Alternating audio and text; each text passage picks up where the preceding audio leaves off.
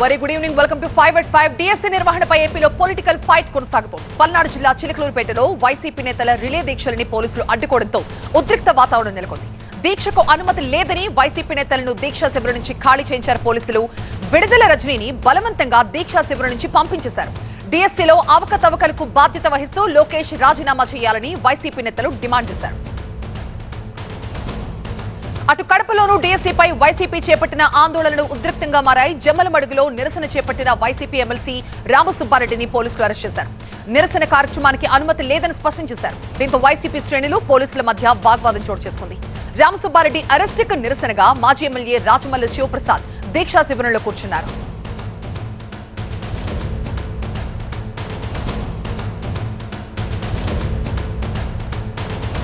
మరోవైపు వైసీపీ ఆందోళనలకు వ్యతిరేకంగా కర్నూలు కొండారెడ్డి బురుజ్ పైకెక్కి ఉపాధ్యాయులు నిరసన తెలిపారు. డిఎస్సీలో అక్రమాలు జరగలేదంటూ నినాదాలు చేశారు.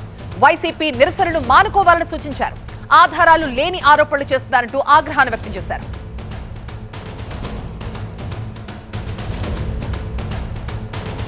మరి డిఎస్సీ అభ్యర్థులుగా ఉన్నారో మరి వాళ్ళ సర్టిఫికేట్స్ వెరిఫికేషన్ తర్వాత కూడా మరి వాళ్లకు ఉద్యోగాలు నిరాకరించి పైగా లంచాల కోసం మామూళ్ల కోసం ఫోన్లు చేసి 15 లక్షలైతే ఇస్తాము 10 లక్షలకైతే ఉద్యోగం ఇస్తాము అని చెప్పి నేరుగా గవర్నమెంట్ ఆఫీసుల నుంచే ఫోన్ చేసి అడుగుతున్నటువంటి పరిస్థితుల్లో వైఎస్ఆర్ కాంగ్రెస్ పార్టీ 4 డిమాండ్స్ చేస్తా ఉన్నాము. ఒకటి, ఈ డిఎస్సికి సంబంధించినటువంటి అక్రమాలపై జరిగినటువంటి స్కామ్కి నైతిక బాధ్యత వహిస్తూ మరి ఆ శాఖ మంత్రి నారా లోకేష్ గారు రాజీనామా చేయాలి అని చెప్పేసి ఇంత పెద్ద ఎత్తున కూడా రాష్ట్ర వ్యాప్తంగా నిరాహార దీక్షలు చేస్తూ మరి డిమాండ్ ని వైఎస్ఆర్సీపీ కోరుతా ఉంది.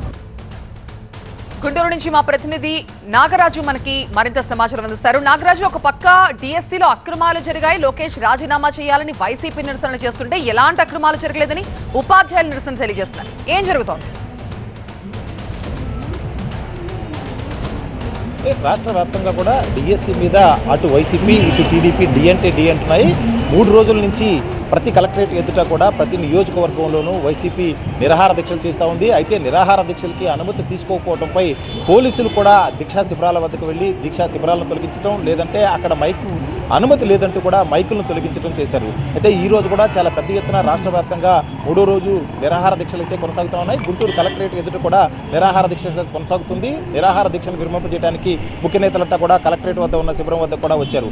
ఒకవైపు వైసీపీ ఈ విధంగా ఆందోళన చేస్తుంటే మరొక వైపు టీడీపీ కూడా దీనికి కొంత కౌంటర్గా, ముఖ్యంగా ఇవాళ గుంటూరులో కనుక చూసుకున్నట్లయితే డిఎస్పీలో డిఎస్సీలో ఇచ్చిన ఉద్యోగాలకు సంబంధించిన వాస్తవాలన్నింటినీ కూడా వివరిస్తామంటూ ఎమ్మెల్సీ ఆలపాటి రాజా బహిరంగంగా సవాల్ విసిరి అంబేద్కర్ విగ్రహం సెంటర్ వరకు వచ్చి అక్కడ 2 చైర్లు మాత్రమే వేసి వైసీపీ నుంచి ఒకరికి ఒక చైర్ కేటాయిస్తున్నాం, టీడీ వైపు నుంచి నేను చర్చకు సిద్ధంగా ఉన్నాను అంటూ కూడా బహిరంగ సవాల్ విసిరి వాళ్ళని చర్చలకు ఆహ్వానించిన పరిస్థితిని కూడా చూస్తూ ఉన్నాం.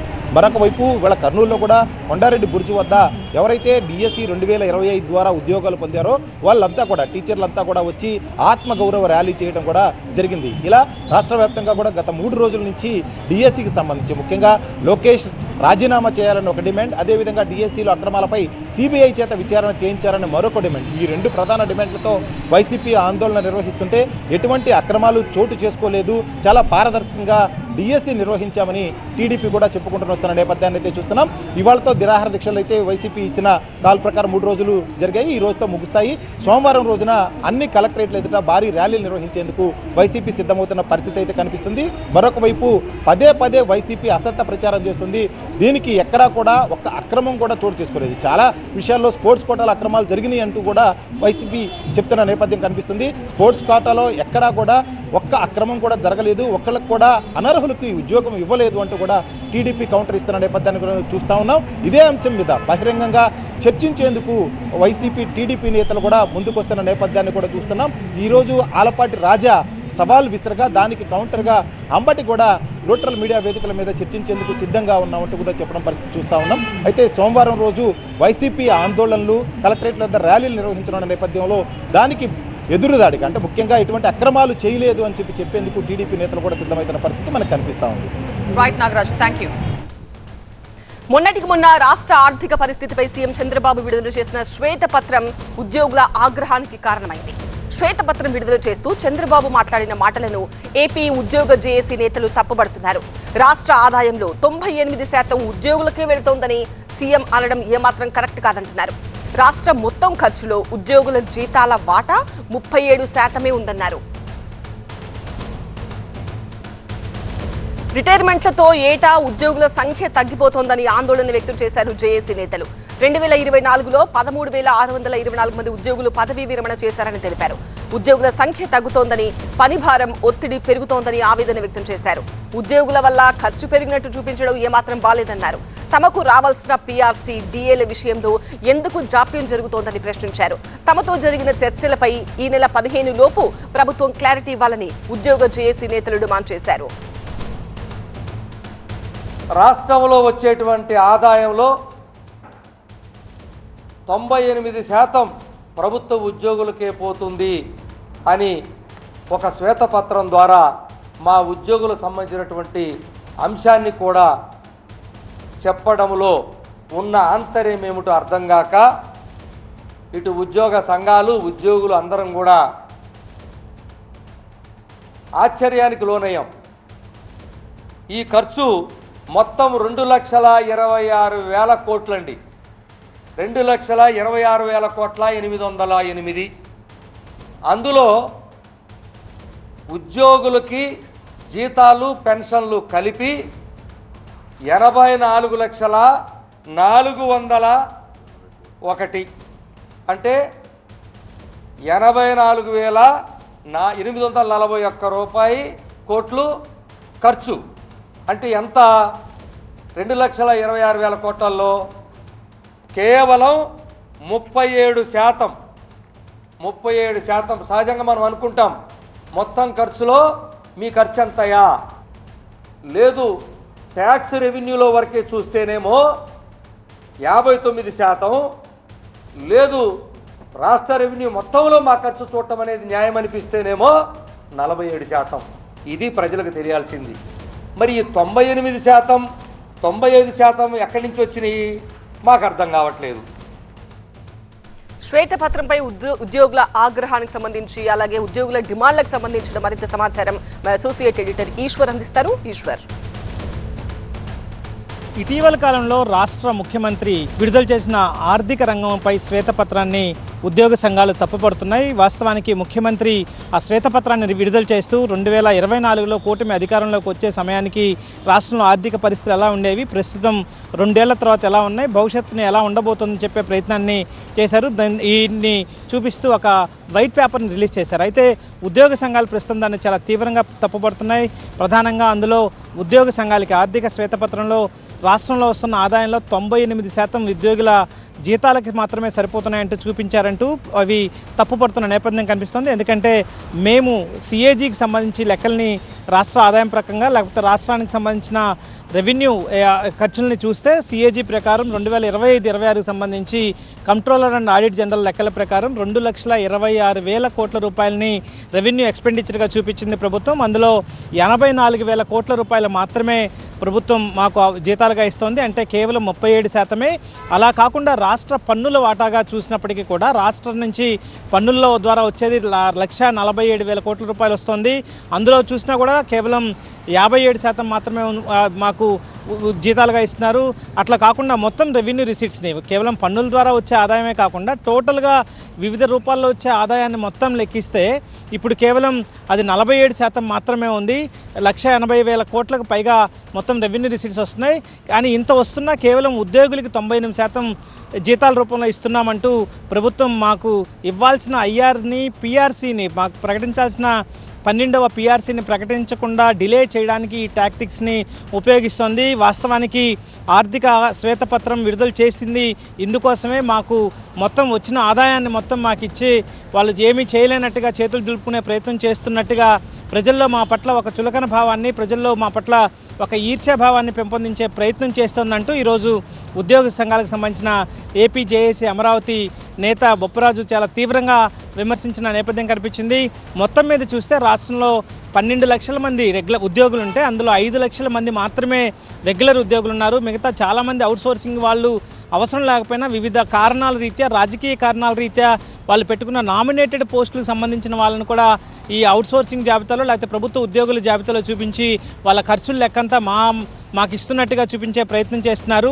సో ఇది తీవ్రంగా ఆక్షేపణీయం. వీటన్నిటిని ప్రభుత్వం ఒకసారి పునరాలోచించి వాటిని వెనక్కి తీసుకోవాలి. మాకు ఇవ్వాల్సిన ఈ బకాయిలు ఏవైతే ఉన్నాయో వాటితో పాటు పిఆర్సీని అలాగే మిగతా ఐఆర్ని ఇవ్వకపోతే మాత్రం 15వ తేదీకి తర్వాత ఉద్యమానికి సిద్ధమవుతున్నాం, ఉద్యమ కార్యాచరణకు సన్నద్ధమవుతున్నాం. ప్రభుత్వమే తదుపరి కార్యక్రమాలకి, తదుపరి చర్యలకి, తదుపరి జరగబోయే పరిణామాలకి బాధ్యత వహించాల్సి వస్తుందంటూ ఉద్యోగ సంఘాలు అయితే హెచ్చరిస్తున్న నేపథ్యం కనిపిస్తోంది. సో మొత్తానికి ప్రభుత్వం దీని మీద ఎలా రియాక్ట్ అవుతుందో చూడాల్సిన నేపథ్యం కనిపిస్తోంది. రైట్. ఇక డీలిమిటేషన్ బిల్లుపై చర్చించడానికి తమిళనాడు సీఎం విజయ్ అధ్యక్షతన అఖిలపక్ష సమావేశం జరిగింది. అయితే ఈ సమావేశాన్ని డీఎంకేతో పాటు అన్నా డీఎంకే లాంటి ప్రధాన పార్టీలు బహిష్కరించాయి. డీఎంకేకు చెందిన మొత్తం 30 మంది ఎంపీలు సమావేశానికి దూరంగా ఉన్నారు. ఏఐఏడీఎంకే కూడా తన 4 ఎంపీలను ఈ కార్యక్రమానికి హాజరు కాకుండా ఉంచింది. పీఎంకే, ఎంఎన్ఎం, డీఎండీకే వంటి ఇతర పార్టీలు సైతం ఈ బహిష్కరణలో భాగమయ్యాయి. వీరిలో ప్రతి పార్టీకి ఒక్కో ఎంపీ ఉన్నారు. విజయ్ అధ్యక్షతన ఏర్పాటు చేసిన అఖిలపక్ష సమావేశంపై డీఎంకే నేతలు తీవ్ర ఆగ్రహం వ్యక్తం చేస్తున్నారు. కావేరీ జల వివాదం నుంచి దృష్టి మరల్చడానికి అఖిలపక్ష సమావేశం పేరుతో డ్రామా చేస్తున్నారంటూ విమర్శించారు. తమిళనాడు ప్రాతినిధ్యాన్ని కాపాడటం, న్యాయమైన నియోజకవర్గాల పునర్విభజన ఆవశ్యకతకు సంబంధించి మా నాయకుడు స్టాలిన్ నేతృత్వంలోని డీఎంకే తన పూర్వ వైఖరికే కట్టుబడి ఉందని ఆ పార్టీ నేతలు స్పష్టం చేశారు. గతంలో జరిగిన అఖిలపక్ష సమావేశాల్లో ఆమోదించిన తీర్మానాల ద్వారా ఈ విషయంపై తమిళనాడు వైఖరిని ఇప్పటికే స్పష్టం చేసినట్టు తెలిపారు. ఆ తీర్మానాల్ని ఏకగ్రీవంగా ఆమోదించిన పార్టీలు ఇప్పటికీ అదే వైఖరికి కట్టుబడి ఉన్నప్పుడు ముఖ్యమంత్రి ఈ సమావేశాన్ని ఏర్పాటు చేయాల్సిన అవసరం ఏమొచ్చిందంటూ ప్రశ్నించింది డీఎంకే. ఈ సమావేశానికి సంబంధించిన పూర్తి డీటెయిల్స్ అలాగే ప్రతిపక్షాలు చేస్తున్న విమర్శలకి విజయ్ సర్కార్ ఏం సమాధానం చెప్తోంది, దీనికి సంబంధించిన అంశాలు అందించడానికి మా ప్రతినిధి గోపి లైవ్ లో సిద్ధంగా ఉన్నారు. గోపి.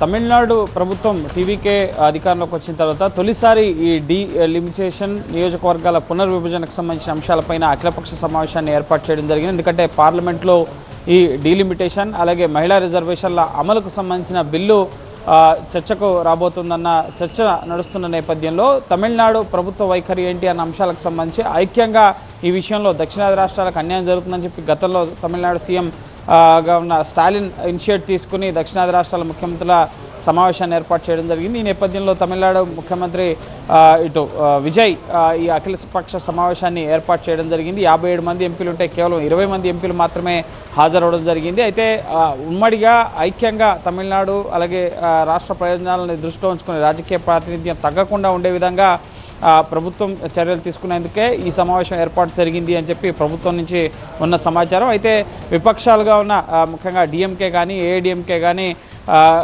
ఇప్పటికే కేంద్ర ప్రభుత్వం ఎటువంటి ఎజెండా ఖరారు చేయకుండా డ్రాఫ్ట్ బిల్ ఖరారు చేయకుండా ఇప్పుడు చర్చించాల్సిన అవసరం ఉంది. ఇప్పటికే డీలిమిటేషన్ విషయంలో తమిళనాడు వైఖరి ఏంటి అనేది కేంద్రానికి స్పష్టం చేశాం. గతంలో అసెంబ్లీలో తీర్మానాలు కూడా చేశాం. దీనికి సంబంధించి అన్ని పార్టీల నుంచి కూడా సమావేశాన్ని ఏర్పాటు చేసి ఒక నిర్ణయానికి వచ్చిన సందర్భంగా ఇప్పుడు ముఖ్యంగా అటెన్షన్ డైవర్షన్ ఇటు ప్రజల దృష్టిని మరల్చేందుకు కావేరీ మేకేదాటుకు సంబంధించిన నీటి అంశాలు అలాగే ఇచ్చిన హామీల అంశాలు వీటన్నిటిని ఇటీవలే ఉదయనిధి అరెస్ట్ చేయడం జరిగింది. సో రాష్ట్రంలో ఉన్న అంశాలని పక్కదారి పట్టించేందుకే అఖిలపక్ష సమావేశం ఏర్పాటు చేశారు. ఇప్పటికే ఇటు డిఎంకే వైఖరి ఏంటి అనేది గతంలోనే స్టాలిన్ స్పష్టం చేశారు అని చెప్పి కనిమొజి ఈరోజు అఖిలపక్ష సమావేశాన్ని విమర్శించడం జరిగింది. కేవలం ప్రజల దృష్టి మరల్చేందుకు కావాలని ఒక సమావేశాన్ని ఏర్పాటు చేశారు, కానీ ఇప్పుడు ఈ సమావేశాలు నిర్వహించాల్సిన అవసరం లేదు అని చెప్పి డిఎంకే చెప్తుంది. ఇక ఏఐడిఎంకే వాదన కూడా గతంలోనే మా స్టాండ్ని స్పష్టం చేసాం. ఇప్పుడు కేంద్రం డ్రాఫ్ట్ ఏంటో చూడకుండా మహిళా రిజర్వేషన్ల విషయంలో, ఎందుకంటే కేంద్రం ఇప్పుడున్న స్థానాలకి దక్షిణాది రేషియో ఏదైతే ఉందో ఆ రేషియో తగ్గకుండా 50% స్థానాలను పెంచుతూ బిల్లు తీసుకొస్తామని చెప్పి గతంలో ఏప్రిల్లో ప్రత్యేక సమావేశాలు పెట్టినప్పుడు ఒక అష్యూరెన్స్ ఇవ్వడం జరిగింది, బిల్లును మారుస్తామని చెప్పి కూడా.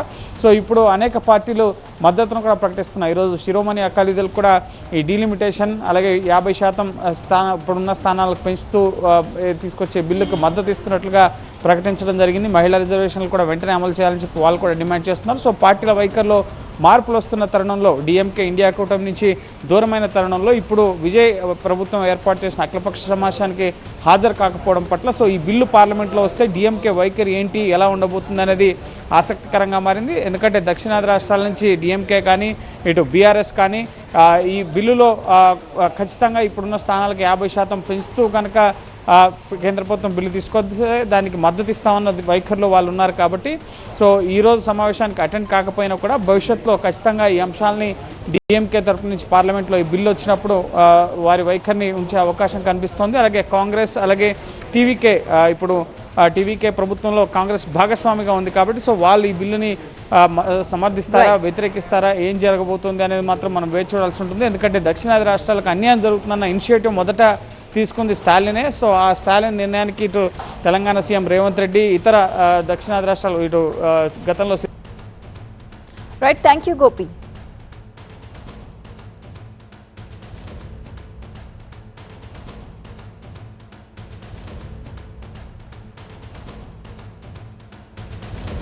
ఫోర్త్ ఎక్స్క్లూజివ్ వార్త. ట్రైనీ ఐపీఎస్ ఉదయ్ కృష్ణారెడ్డి కేసులో రకరకాల ట్విస్టులు కనిపిస్తున్నాయి.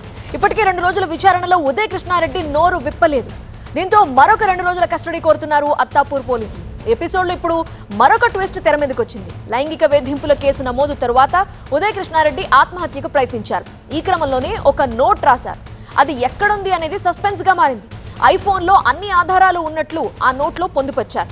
ఆ ఐఫోన్ ఇప్పుడు ఏమైంది, ఎక్కడుంది? ఉదయ్ కృష్ణారెడ్డి చెప్పకపోవటం పోలీసులకి షాక్ ఇస్తోంది. అయితే ఆత్మహత్యాయత్నానికి ముందు రాసిన నోట్, ఐఫోన్ ని ఉదయ్ కృష్ణారెడ్డి మాయం చేసినట్లు అత్తాపూర్ పోలీసులు గుర్తించారు. నోట్లో రాసిన వివరాలపై ప్రశ్నించినా సమాధానం ఇవ్వలేదని అంటున్నారు. సూసైడ్ నోట్ ని తాగిన మైకంలో రాశారని, ఆ నోట్ ఇప్పుడు ఎక్కడుందో తెలియదని ఉదయ్ కృష్ణారెడ్డి పోలీసుల కస్టడీలో చెప్పినట్టు తెలుస్తోంది. అయితే గత 2 రోజులుగా సిపి సజ్జనార్ స్వయంగా విచారిస్తున్నప్పటికీ ఉదయ్ కృష్ణారెడ్డి నుంచి మౌనం మాత్రమే సమాధానంగా మారింది. అదే సమయంలో సూసైడ్ నోట్ ఎలా బయటికి వచ్చిందని ప్రశ్నించగా దానికి సమాధానం చెప్పకపోవడంతో ఉదయ్ కృష్ణారెడ్డి కేసులో పోలీసుల నెక్స్ట్ స్టెప్ ఏంటి అనేది ఆసక్తి రేపుతోంది. పూర్తి వివరాలు అందించడానికి మా ప్రతినిధి ప్రణీత సిద్ధంగా ఉన్నారు. ప్రణీత, అతనేమో నోరు విప్పట్లేదు, మరొక 2 రోజుల కస్టడీ అడుగుతున్నారు. సో అతని నుంచి ఆన్సర్స్ రాబట్టాల్సిన విషయాలు ఉన్నాయి కాబట్టే కస్టడీ కోరుతున్నారా?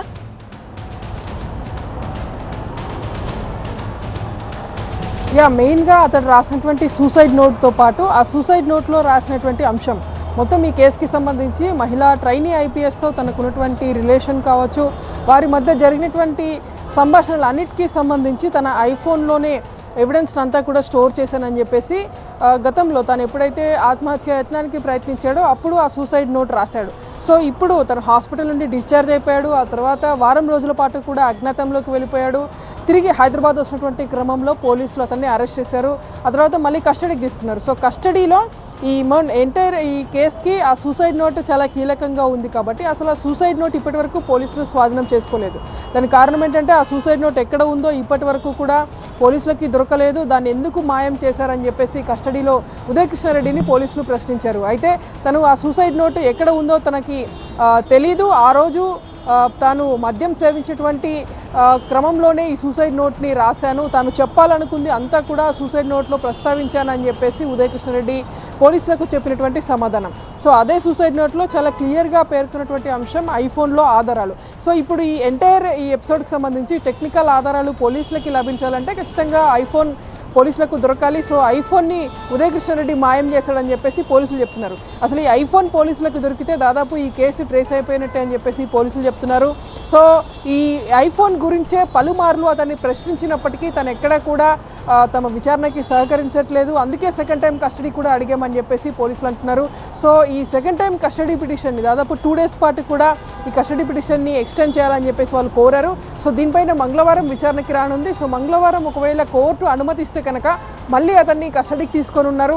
సో ఈసారి వాళ్ళ ఫ్యామిలీ మెంబర్స్ అంటే ఉదయ్ కృష్ణారెడ్డి బ్రదర్ రోల్ పైన కూడా పోలీసులు అనుమానం వ్యక్తం చేస్తున్నారు. సో తనే ఉదయ్ కృష్ణారెడ్డి ఫోన్ని మాయం చేసి ఉంటాడు. సో ఖచ్చితంగా ఎక్కడ పెట్టాడనేటువంటి తనకు తెలిసి ఉంటుంది అనేటువంటి నేపథ్యంతో అతన్ని కూడా త్వరలోనే అదుపులోకి తీసుకొని ప్రశ్నించేటువంటి అవకాశం ఉంది. సో ఈ మొత్తం కేసులో టెక్నికల్ ఎవిడెన్స్ మీద పోలీసులు దృష్టి సారించారు. ఇప్పటికే సాక్షులకు సంబంధించిన అన్ని స్టేట్మెంట్స్ కూడా పూర్తయ్యాయి. సో టెక్నికల్ ఎవిడెన్స్ లభిస్తేనే ఉదయ్ కృష్ణారెడ్డి ఈ నేరానికి పాల్పడ్డారని కోర్టులో ప్రూవ్ చేయడానికి ఉంటుంది. కాబట్టి టెక్నికల్ ఆధారాలను సేకరించేటువంటి పనిలో ఉన్నారు. సెకండ్ టైం కస్టడీకి ఇస్తే ఆ సెల్ ఫోన్ గురించి మరిన్ని వివరాలు కూడా బయటకు వచ్చే అవకాశం ఉంది. Right Praneetha, thank you for joining. Tollywood లో ఫిల్మ్ ఫెడరేషన్ డాన్సర్స్ అసోసియేషన్ వివాదం మళ్లీ ముదురుతోంది. నిన్నటి ఫిల్మ్ ఫెడరేషన్ ప్రకటనపై డాన్సర్స్ అసోసియేషన్ ప్రెసిడెంట్ సుమలత వర్గం స్పందించింది. డాన్సర్స్ అసోసియేషన్ కు సహాయ నిరాకరణ చేస్తున్నట్టు ఫిల్మ్ ఫెడరేషన్ వెల్లడించగా, అసలు దీంతో సంబంధం లేకుండా ఛాంబర్ తో మాత్రమే అసోసియేషన్ కార్యకలాపాలు నిర్వహించేందుకు సుమలత వర్గం యోచిస్తోంది. అయితే ఫెడరేషన్ ప్రకటనపై సుమలత మాట్లాడేందుకు నిరాకరించగా ఆమె వర్గం రియాక్ట్ కావడం ఆసక్తిగా మారింది. నిజానికి రాజీనామా చేసిన సభ్యుల రీపోలింగ్ నిర్వహించాలనే డిమాండ్ పైనే ఫెడరేషన్ డాన్సర్స్ అసోసియేషన్ మధ్య వివాదం నడుస్తోంది. దీనికి సంబంధించి రేపు రీపోలింగ్ జరగబోతోంది. అయితే రీపోలింగ్ లో ఎంతమంది సభ్యులు పాల్గొంటారనే అంశం ఇప్పుడు ఉత్కంఠ రేపుతోంది. ఈ విషయానికి సంబంధించిన కంప్లీట్ డీటెయిల్స్ తో ఎంటర్టైన్మెంట్ ఎడిటర్ లక్ష్మీనారాయణ సిద్ధంగా ఉన్నారు. లక్ష్మీనారాయణ, రేపు రీపోలింగ్ కనుక ఏం జరగబోతోంది? గత నెల రోజులుగా డాన్సర్స్ అసోసియేషన్లో జరుగుతున్న పరిణామాలు చాలా కీలకంగా మారుతూ ఉన్నాయి. ఇప్పటికే ఫిలిం ఫెడరేషన్తో విభేదించిన డాన్సర్స్ అసోసియేషన్ ఎలక్షన్స్ జరపాలంటూ ఒక కీలక నిర్ణయం తీసుకోవటము, ఆ కీలక నిర్ణయం తీసుకున్న నేపథ్యంలో ఫిలిం ఫెడరేషన్ ఈ డాన్సర్స్ అసోసియేషన్కి సహాయ నిరాకరణ ప్రకటించడం ఇదంతా జరిగిన మనకు తెలిసిన విషయమే. అయితే రేపు జరగబోయే ఎలక్షన్స్లో డాన్సర్స్ అసోసియేషన్కి సంబంధించి ఎంతమంది సభ్యులు పాల్గొంటారు, అసలు ఎలక్షన్ ఓటింగ్ జరగనిస్తారా లేదా, సుమలత వర్గం ఏమంటుంది, మిగిలిన వర్గం ఎలా రేపు బిహేవ్ చేస్తుంది అనేది చాలా కీలకంగా ఉంది. అయితే ఇప్పటికే మాకు ఫెడరేషన్తో సంబంధం లేదు, మేముగా స్వతంత్రంగా ఫిలిం ఛాంబర్ తోటి చర్చలు జరిపి మా వేతనాల గురించి మాకు రావాల్సిన బకాయిల గురించి మేము చర్చిస్తాము, మాకు ఈ ఫిలిం ఫెడరేషన్తో ఎలాంటి అవసరం లేదు అంటున్న సుమలత వర్గం. అయితే ఈ 24 క్రాఫ్ట్స్లో డాన్సర్స్ వర్గానికి మిగిలిన 23 శాఖలు ఏ రకంగానూ సహాయం చేయవు, సహాయ నిరాకరణ ప్రకటిస్తున్నామంటూ నిన్న ఒక ఫిలిం ఫెడరేషన్ నుంచి ఒక లేఖ విడుదల చేయడం అయితే జరిగింది. చూడాలి జరగబోయే పరిణామాలు ఎలా మారుతాయి.